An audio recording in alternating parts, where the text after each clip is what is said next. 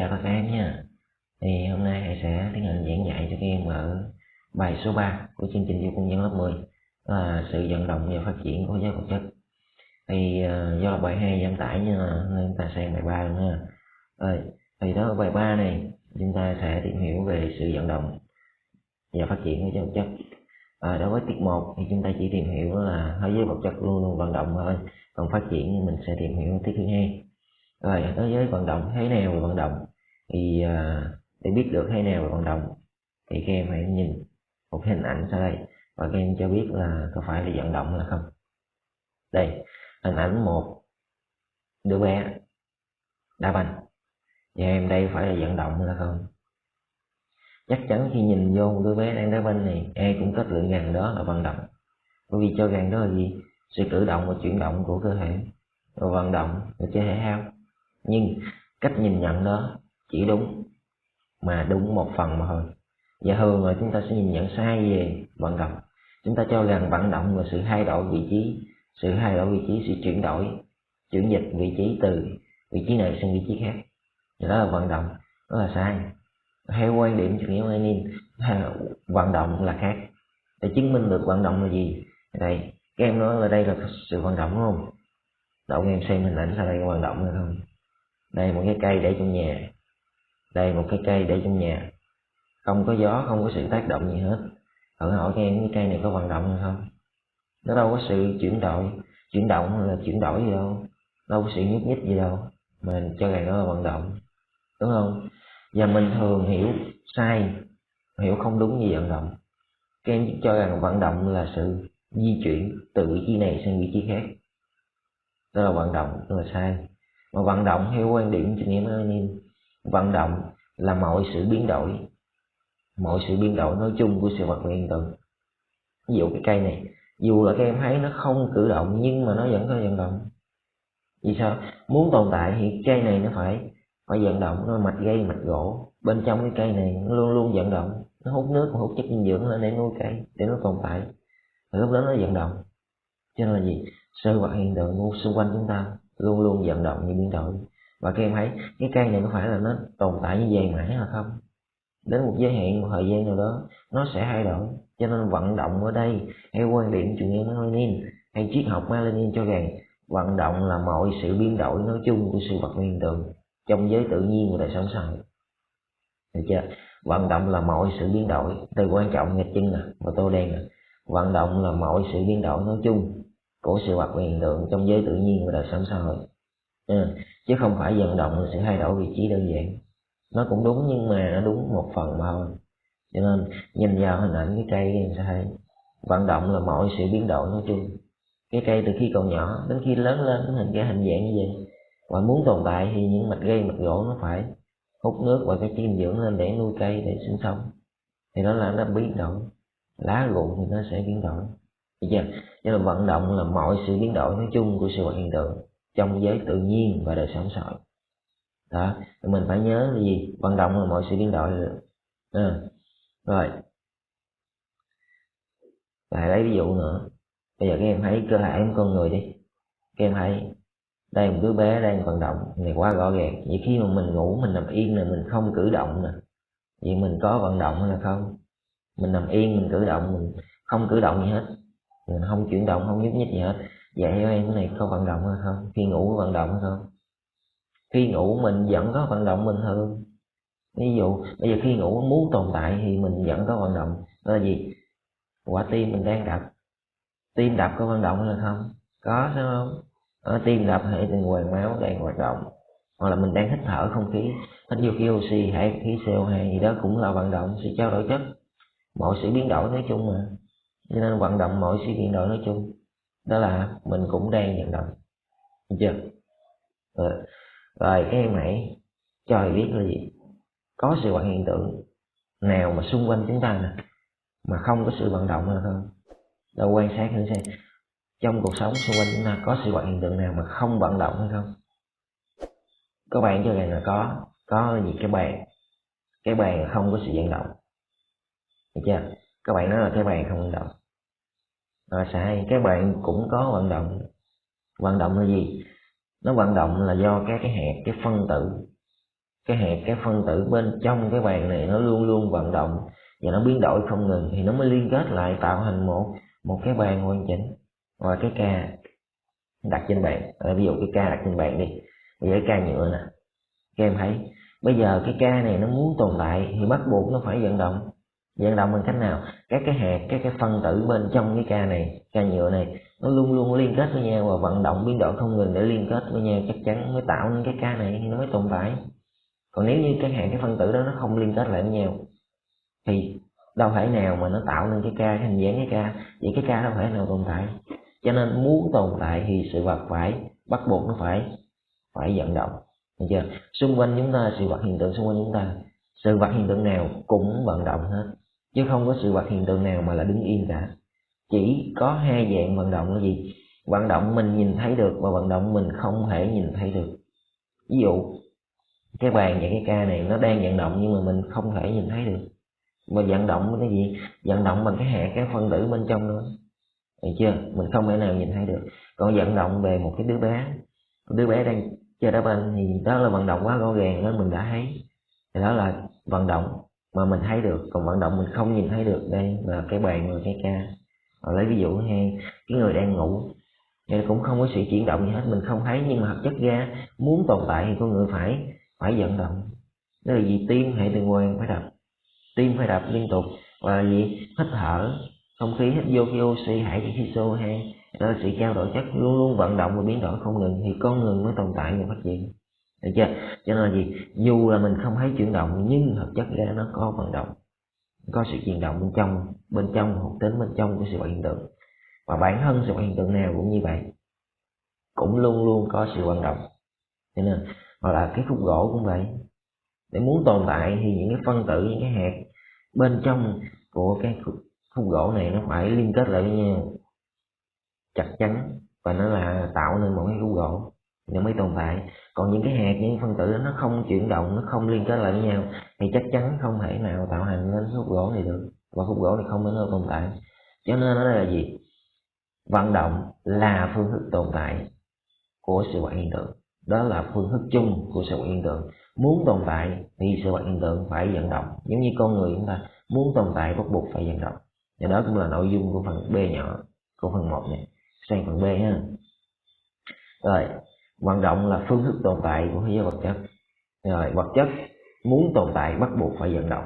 Lấy ví dụ đây, các em nhìn hình ảnh về những cái đứa bé này, từ khi sinh ra cho khi lớn lên, các em thấy có sự biến đổi hay không? Có sự biến đổi, sự thay đổi, thì đây chính là vận động. Vận động là mọi sự biến đổi nói chung mà, được chưa? Cho nên ở đây một đứa bé từ khi sinh ra đến một giai đoạn khi nó lớn lên thì nó đã có vận động, nó có sự thay đổi nè. Một đứa bé khi mới ra sơ sinh nè, nó đã khác, nhưng mà khi đến 1-2 tuổi nó đã khác, 3-4 tuổi nó đã khác, đến 5 tuổi biết đi nó đã khác, được chưa? Và sự vật hiện tượng luôn luôn vận động và biến đổi không ngừng, và trong thế giới tự nhiên nó cũng vậy, luôn luôn vận động và biến đổi không ngừng. Cho nên ở đây là gì?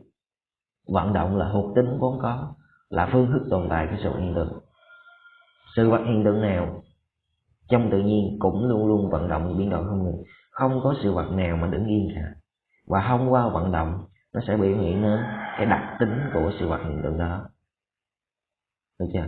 Thông qua vận động thì nó sẽ biểu hiện nên cái đặc tính của sự vật hiện tượng đó. Hay là ví dụ đây, cái bông hoa hướng dương, đúng không? Đây là hoa hướng dương, các em thấy đây là một sự vật hiện tượng trong tự nhiên. Và các em thấy từ khi mà các em trồng gieo hạt cho đến khi nó nảy mầm, đến khi nó lớn lên, rồi khi nó chậu hoa, thì các em thấy nó đã có sự biến đổi, nó đâu có giống nhau đâu. Từ khi nhỏ đến khi lớn nó đâu có giống nhau, thì đó là sự biến đổi, cho nên nó là vận động. Và thông qua vận động này nó sẽ thể hiện cái đặc tính của nó ở chỗ nào. Mà ví dụ khi lúc nhỏ nó chưa có hoa, nó chưa có nở hoa thì nó đã khác, nhưng mà khi nó lớn lên nè, nó biến đổi, nó nở hoa thì đặc tính nó khác. Khi mà mặt trời mọc ở đâu thì cái hoa này nó sẽ hướng về đó, được chưa? Cho nên là gì? Đặc tính của hoa hướng dương là như vậy. Không qua vận động thể hiện đặc tính của nó. Hoặc là cái hoa gì? Hoa hồng cũng vậy, không qua vận động thể hiện đặc tính của nó. Đặc tính của hoa hồng là gì? Màu sắc rực rỡ và trên thân có gai, được chưa? Nó thể hiện đặc tính của nó.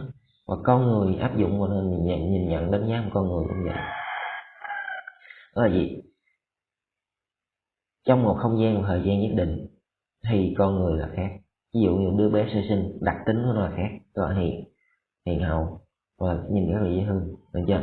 Và khi lớn lên, khi nó biết đi, khi biết nói chuyện thì nó lại khác, đặc tính nó là khác, nó đã biết nói rồi, nó biết nhận thức rồi, và nó biết nói trình bày suy nghĩ của nó bằng lời nói rồi, đặc tính nó là khác.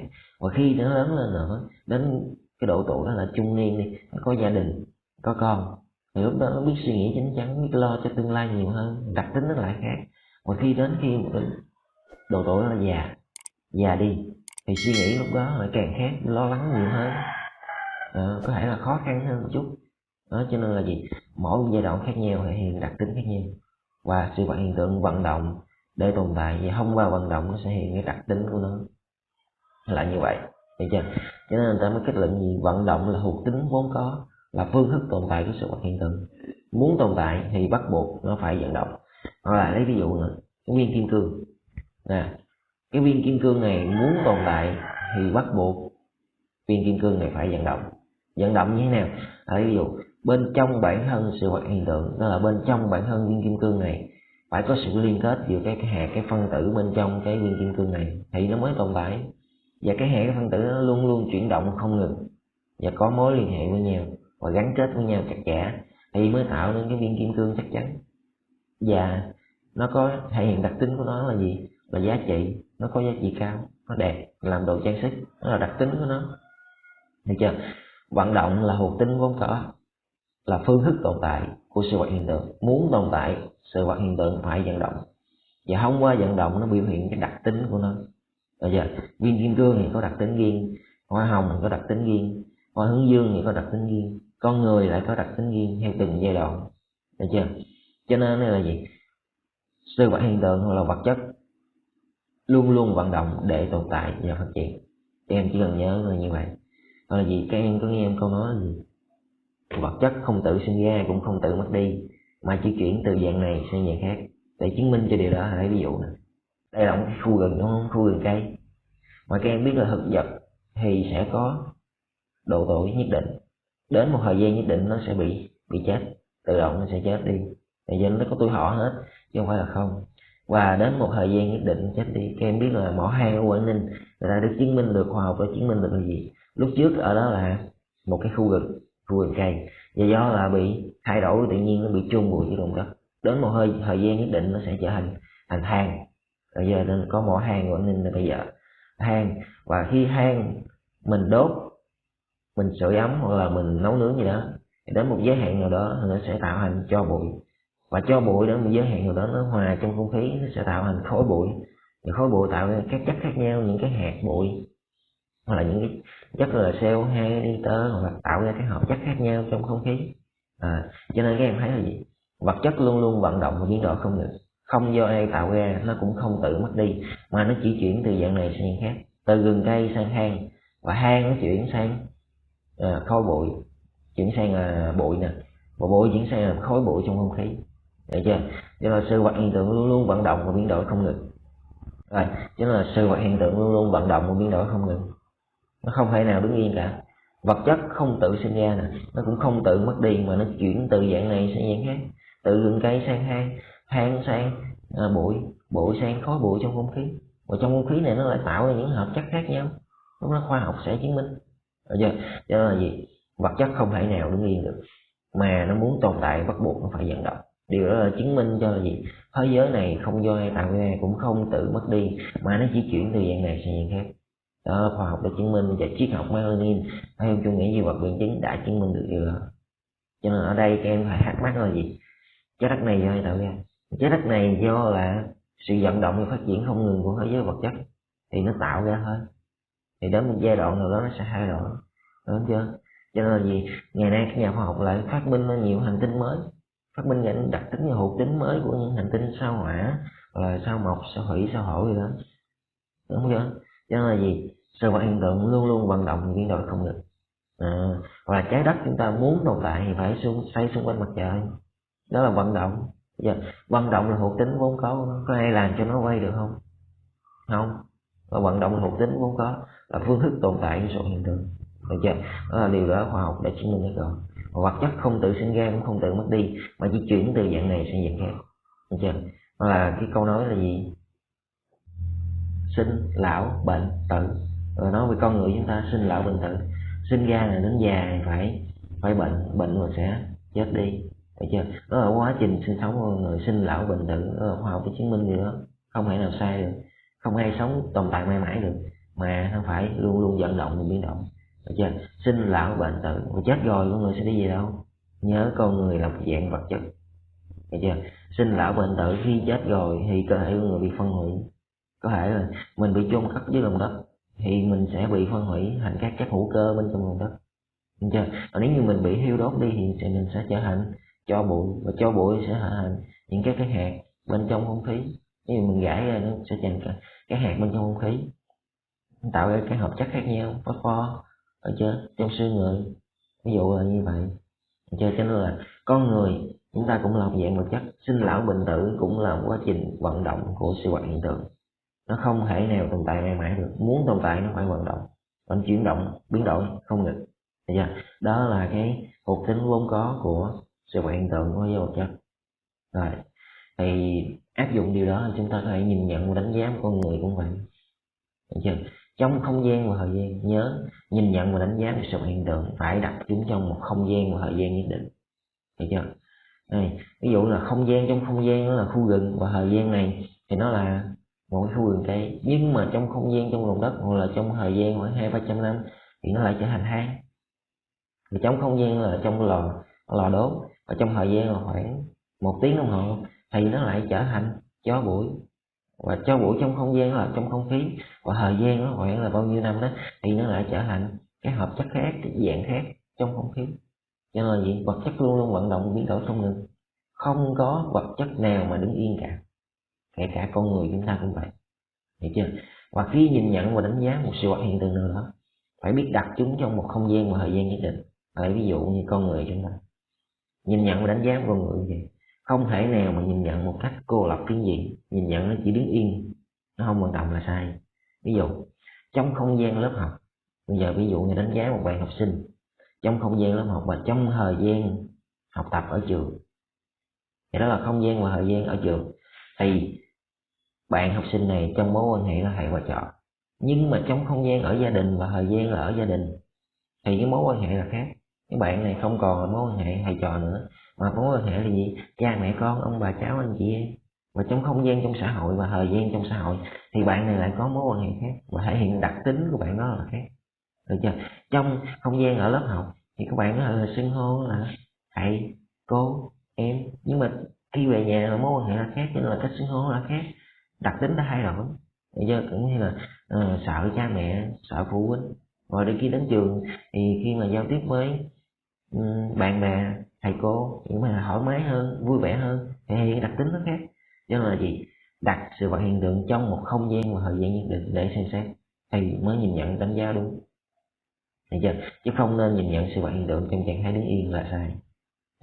Và hy vọng các em học xong bài này, các em rút ra được bài học của mình trong cuộc sống là không nên nhìn nhận và đánh giá sự vật hiện tượng một cách đứng yên, mà phải đặt chúng trong trạng thái là vận động trong không gian và thời gian. Trong không gian thời gian này thì nó là như vậy, nhưng mà trong không gian khác và thời gian khác, đối với một đối tượng khác thì nó lại khác, được chưa? Cho nên nó không bao giờ đứng yên được cả.